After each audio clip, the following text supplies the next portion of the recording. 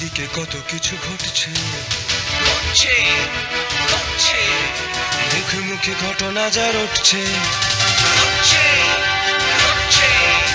আড়ালে প্রকাশ্যে যা বলছে, তাই নিয়ে ক্যামেরা চলছে, ক্যামেরা চলছে, ক্যামেরা চলছে, ক্যামেরা চলছে।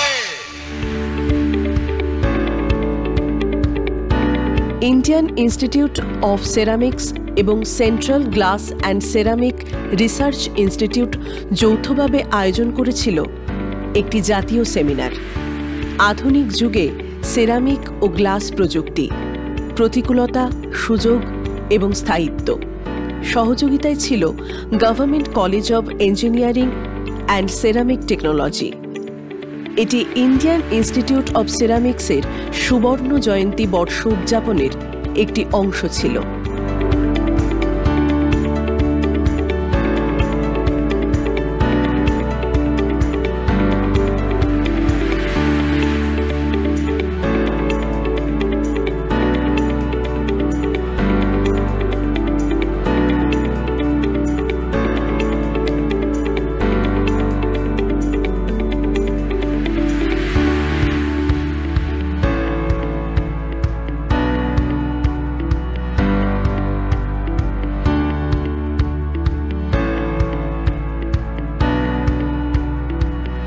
দেশের নানা প্রান্তের IIT, NIT, national university, R and D institution যেমন সিএসআইআর, ডিআরডিও, আইএসআরও সহ বিভিন্ন গবেষণা ও উন্নয়ন প্রতিষ্ঠানের এবং শিল্পক্ষেত্রের প্রায় 220 জন বিশেষজ্ঞ, শিক্ষাবিদ আর প্রতিনিধিরা অংশ নিয়েছিলেন এই সেমিনারে।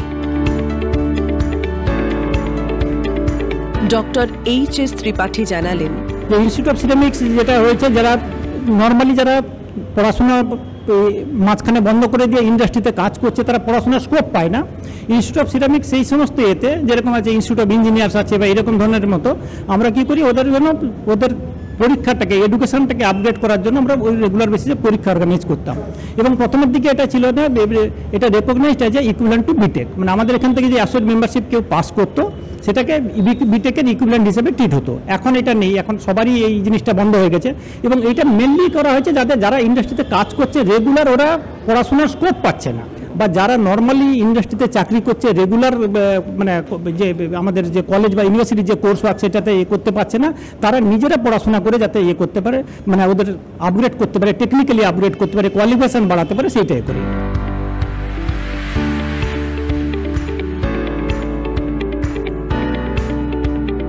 প্রফেসর ঋতুপর্ণ সেন বললেন, এই অনুষ্ঠানটা হচ্ছে সুবর্ণ জয়ন্তী অনুষ্ঠান পালন করছি আমরা। গত বছর থেকে শুরু হয়েছে, এই বছর এটা সমাপ্তি অনুষ্ঠান। তার জন্য আমরা 2 দিন ব্যাপী একটা ন্যাশনাল সেমিনার অর্গানাইজ করেছি। বিভিন্ন একাডেমিক ইনস্টিটিউশন, রিসার্চ ইনস্টিটিউশন এবং ইন্ডাস্ট্রি থেকে আমরা নামকরা বেশ কিছু মানুষজনকে নিয়ে এসেছি, যারা বিভিন্ন কারেন্ট কনভেনশনাল সমস্ত টপিক্সের ওপর লেকচার দিচ্ছেন। বিভিন্ন কলেজ থেকে, আন্না ইউনিভার্সিটি থেকে, আমাদের government college of engineering and ceramic technology থেকে, সায়েন্স কলেজ থেকে, কলকাতা বিশ্ববিদ্যালয়ের আন্ডারে বিভিন্ন ছাত্রীরা পার্টিসিপেট করেছে এখানে, এবং অন্যান্য সিজিসিআরআইয়ের অনেক সায়েন্টিস্ট এবং অন্যান্য মানুষজন তারা এসছেন। This is the demand side. Earlier it was supply side, the demand side. Demand side is that there are basically 3 factors which are controlling the water demand. Water demand is controlled by, number 1 is population, second is the prosperity, and third point is climate change.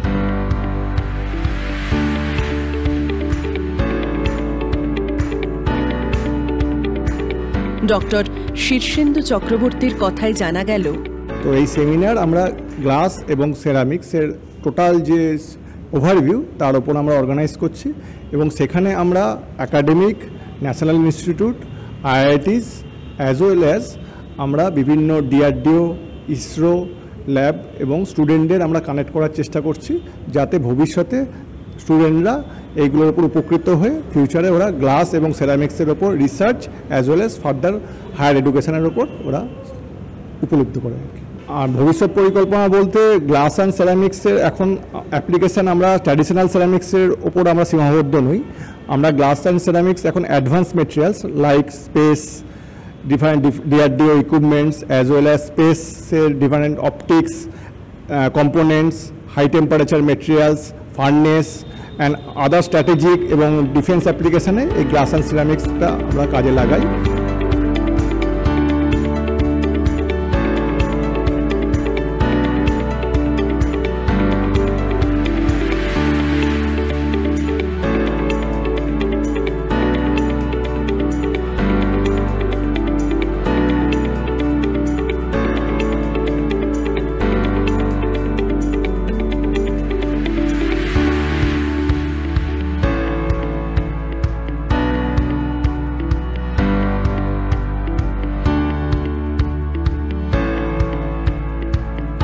Central glass and ceramic research ইনস্টিটিউটের director Bikramjit Basu জানালেন, আমাদের এখানে বৈজ্ঞানিকরা এবং যারা প্রযুক্তিবিদরা তারা দেশের বিভিন্ন স্ট্র্যাটেজিক সেক্টরের জন্য কাজ করেন। যেমন হচ্ছে ধরুন ডিপার্টমেন্ট অফ অ্যাটমিক এনার্জি, ভাবা অ্যাটমিক রিসার্চ সেন্টারে যে রেডিয়েশন শিল্ডিং উইন্ডো গ্লাস, মানে রেডিয়েশনটাকে যে প্রতিরক্ষা করবার জন্য যে কাঁচের যে আমাদের যে গ্লাসের যে মানে শিল্ডিং করা হয়, সেইটা আমাদের এখানে বৈজ্ঞানিকরা সেই টেকনোলজিটা ডেভেলপ করেছেন এবং সেটা বিআরসিতে আমরা সাপ্লাই করেছি।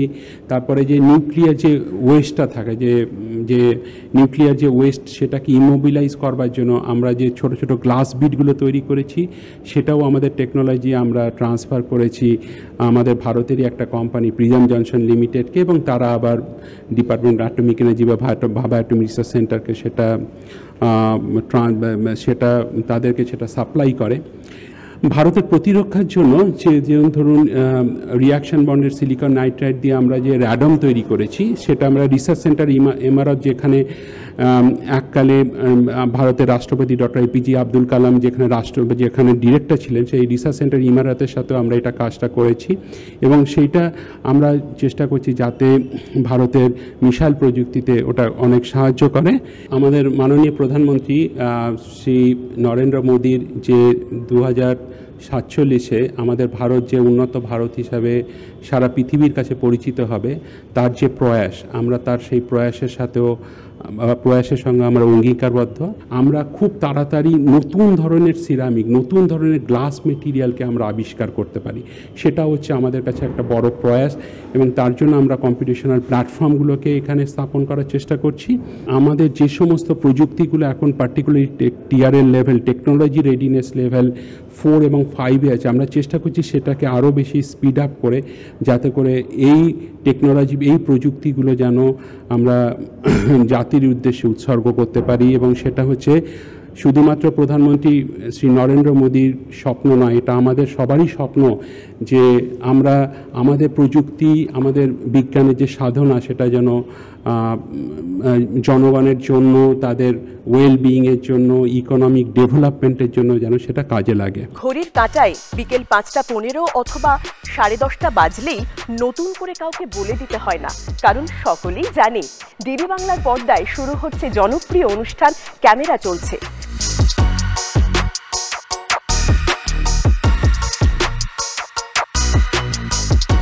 দেখতে দেখতে 25 বছর, সময়টা ছিল 2000 সাল।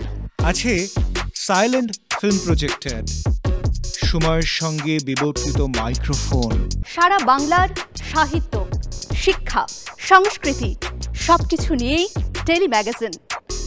ক্যামেরা চলছে, শুধু তাই নয়, রয়েছে নানান রকমের ইন্টারেস্টিং গল্প।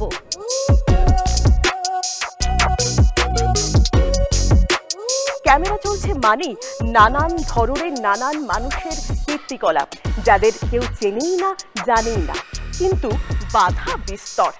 আর 25 বছরের সেই দুরন্ত যৌবন বাধা মানে না।